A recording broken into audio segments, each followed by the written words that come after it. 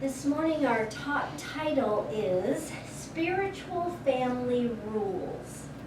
It's based on a plaque that you can see in front of you here that we have had hanging in our home for many years since our children were there.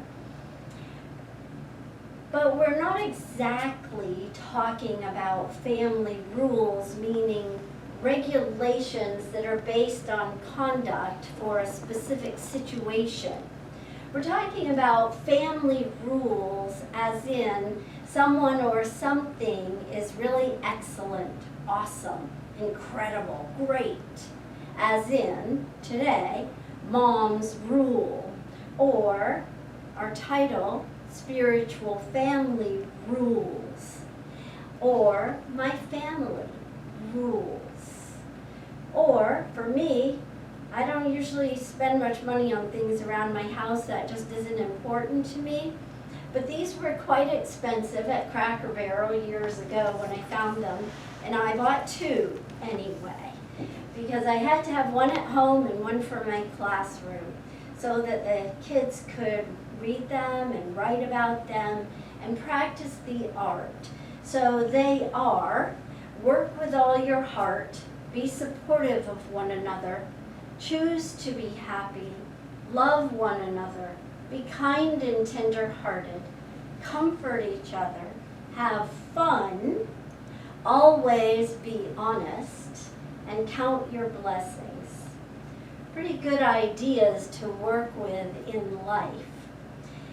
So the codes or standards that we give the most attention to in our personal life and that we believe in and take action upon become the rules that rule. And oftentimes we receive feedback from others that reflects the way we intended to show up.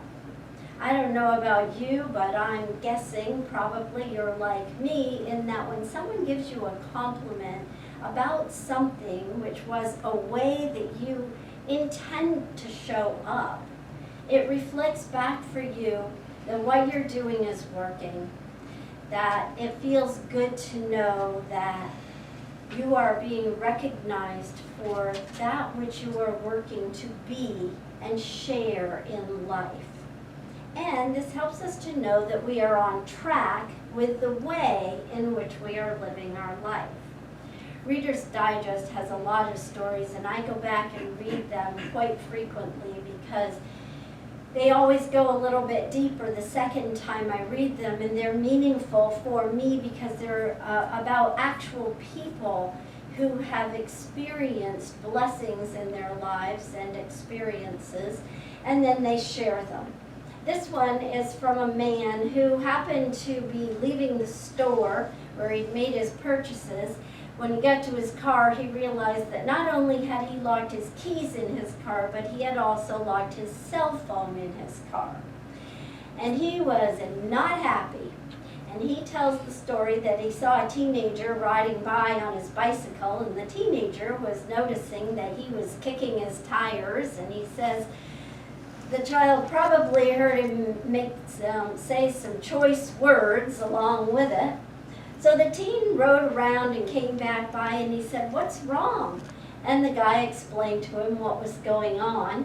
And the teenagers, and the guy told him also that it wouldn't even matter if he did have his cell phone because his wife couldn't bring him the key because this was their only car. So it wouldn't matter. And she wouldn't be able to get here. And so the teenager said, well, that's not a problem. He takes his phone out of his pocket and he gives it to the man and he says, here, go ahead and call her and tell her that I'm going to be a little bit, but I will get there, I'll get the key and I'll bring it back to you. And the man is just blown away. He says, well, I don't think you can do that. You don't know, it would be a 7-mile round trip. And the guy goes, no worries. So the man takes the phone, calls his wife, tells him to have the key ready for this young teenager on bicycle. And about an hour later, the teenager comes back with the key. And the man is just thrilled, and his heart is swelling with joy that somebody loves him that much to do that, all that work with all your heart business, love one another. And so he offers him some money, but the teen refuses. And the teen instead says, let's just say that I needed some extra exercise today. Wow. Way to make it so that the other person feels like you did something good for you, not for them, when you really were doing something nice for them. Maybe both. That's the way life works. It comes full circle. The gentleman tells the story that the man rode off into the sunset and he never saw him again, but he's always remembered him. And so for me, that story encompasses many or all of these rules or excellences. I kind of like the word excellences because it makes me think of majesty, the king and the queen, your excellence. And I think we are all the king and the queen of our own castle. And we each get to be the excellence in life as we show up, as we share words. And for us, it is, as Ernest Holmes says, a way of life. And I would say it is a way of living the science of mind. I was thinking as Deborah was talking that we keep this in our living room. And if we had a sign like this out by our pool, it said pool rules, it would pretty much tell people what to do. And this one in our living room tells people how to be. Or possibilities. A family tree is a symbol for universal life. We all come from the same roots. We all come from the one life. And we're all the family and the life of God. Mother Teresa says, if you want to change the world, go home and love your family. Pretty simple idea. You know, we all value the close-knit family and the closest we feel at home. And it's kind of a part of our American dream or our family values that we pretty much really uphold. Yet, 37% of American children live in single-parent households. And 80% of single parents are mothers. That may not be a surprise, but it would seem that men have dropped the ball in terms of being the family leadership. I think that's why Dalai Lama says that the world will be saved by the Western woman. You know, Fred Rogers, we might know him as Mr. Rogers, appreciating the value of others in our lives, he says, I believe that appreciation is a holy thing. That when we look for what's best in a person we happen to be with at the moment, we're doing what God does all the time. So in loving and appreciating our neighbor, we're participating in something sacred. I think that's what being a family is all about. I love that. Participating in something that is sacred. And I would say that that's what we do here as a spiritual family. We come together so unique, each one of us so unique, and yet support one another right where they are on their personal path, because that's what we do. Each different ideas. So my favorite idea, probably some of you can guess if you've known me for a long time, my personal favorite excellence in living is love one another. And I've been looking at that idea for a long time.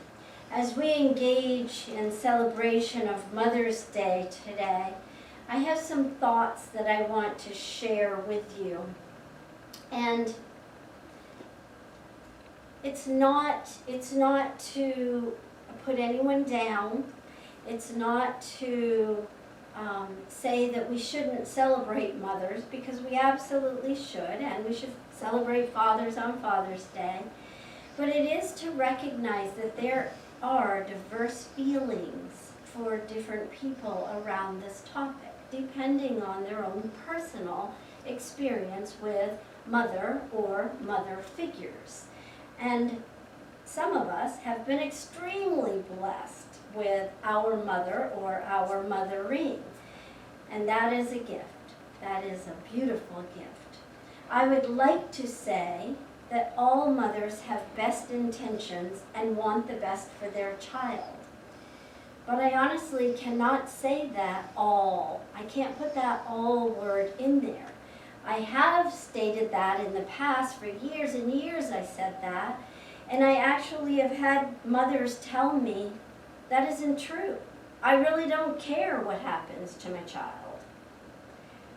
And I was like, well, I just can't believe that. But I've heard them say it. Don't believe it, I don't care. I don't care what you think either. So there are a variety of ways of thinking in life. Culturally, our society expects that all mothers or parents love their children, that all mothers and parents are nurturing and caring, and that no matter what, you love your child no matter what they do or say, and that you're always there for your children. And so this led me to a lot of contemplation over the years about this topic. And there are many thoughts that I'd like to believe about all mothers and all parents, but they may or may not be true. Each one gets to make their own choices. And each of us is an experience of life from whatever our experiences were. And we bring those experiences forward. And we get to decide how we play them forward. What I do know is that we have varying experiences within our relationships with our mother or mother figure. And I do know that we are each one of us entitled to our own feelings. We are each privileged and honored to be entitled to the progression of our personal relationships and the path that they lead us on. What I also have come to understand is that what we believe is loving someone else, they may not agree. That may not be what we have to give, or what we would call love or nurturing, may not be what someone else needs or wants in their life. Whether we are mothering a friend or a co-worker or our child or being mothered. And recognizing that leads us, I think, to a greater sense of compassion, so that loving one another takes on ideas such as this. And I know this is going to progress for me with my personal path, but some of the ideas are that the deeper meaning is one in which we love one another in the way that they want or need to be loved, despite our personal preferences for how we show up in that love.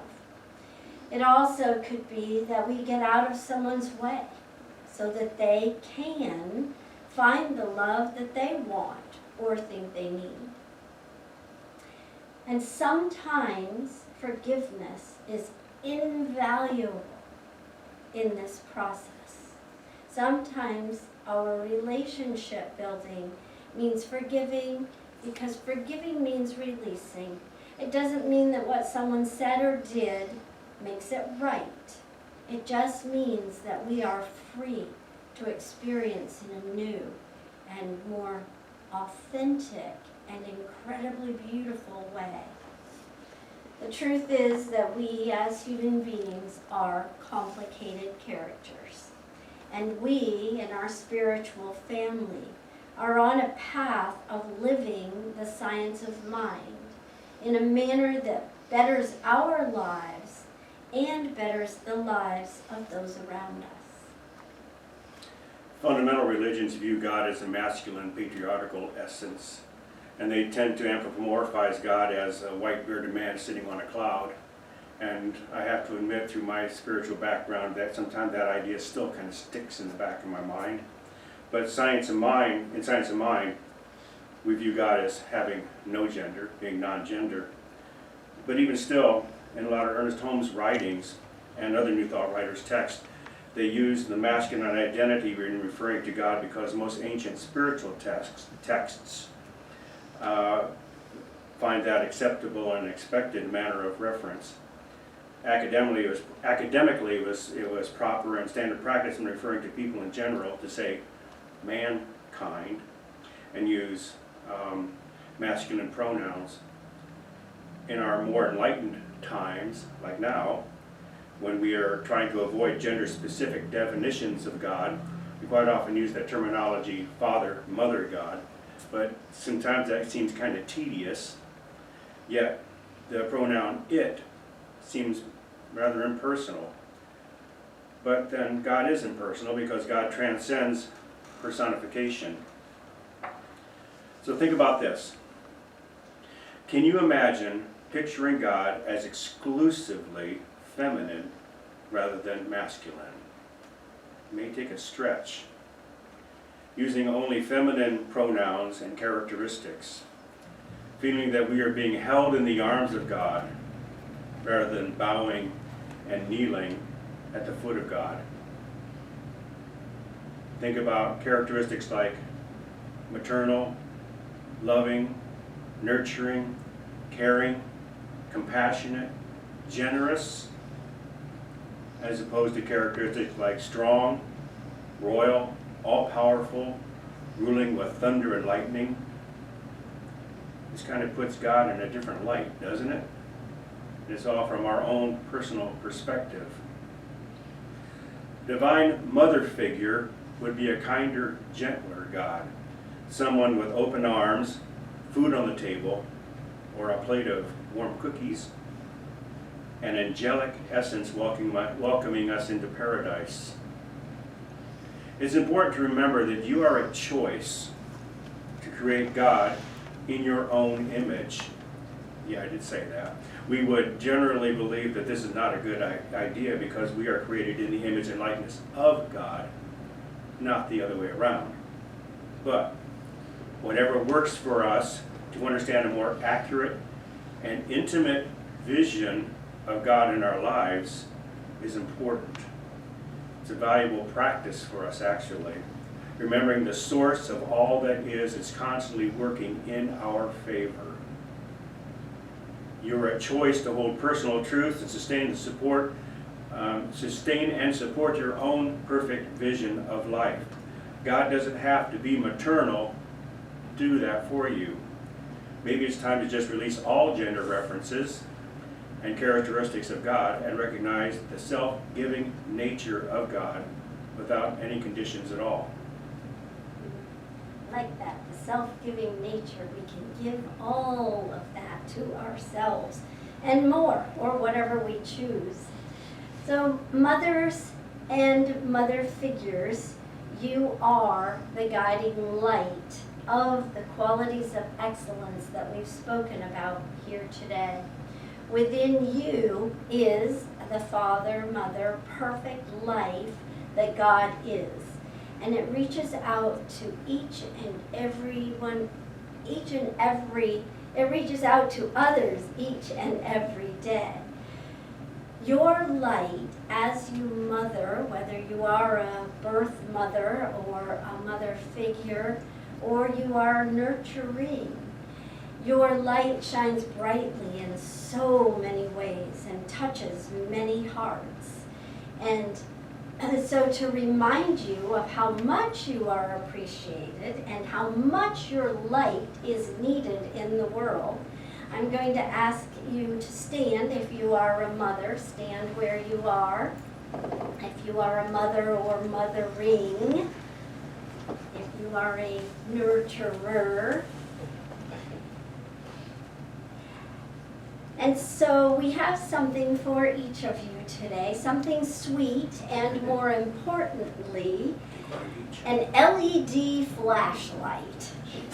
Now, we want you to take that LED flashlight, the LED is important, so that you can remember that you are the light of excellence. And the LED, David says it stands for loved every day. So as I mentioned, we're all in different places with this. So if you need to be loved every day, then your LED stands for loved every day. For me, even though this isn't proper English, I say the LED stands for love every day, because you can't give love if you aren't already loved. So love every day is what you are. Words, beautiful mothers, are not enough to share with you how much the blessings you've shared in life have touched the hearts of your family, your friends, and rippled out into the world. A mother's heart and deeds go far beyond her immediate physical space. They are passed on for generation after generation, whether they're recognized or not. Your love and wisdom lights the path like stars in the night sky for those you've raised, served, and been an example for in life. Your love and wisdom serves as a guiding light through every storm and all adventures. And your compassion and strength bless all who know you, including us, your spiritual family. You rule, moms. And I would love for all of us to put our hands toward these beautiful women and bless them with, we love you, we bless you, we appreciate you. We love you, we bless you, we appreciate you. Thank you for all you do in the world.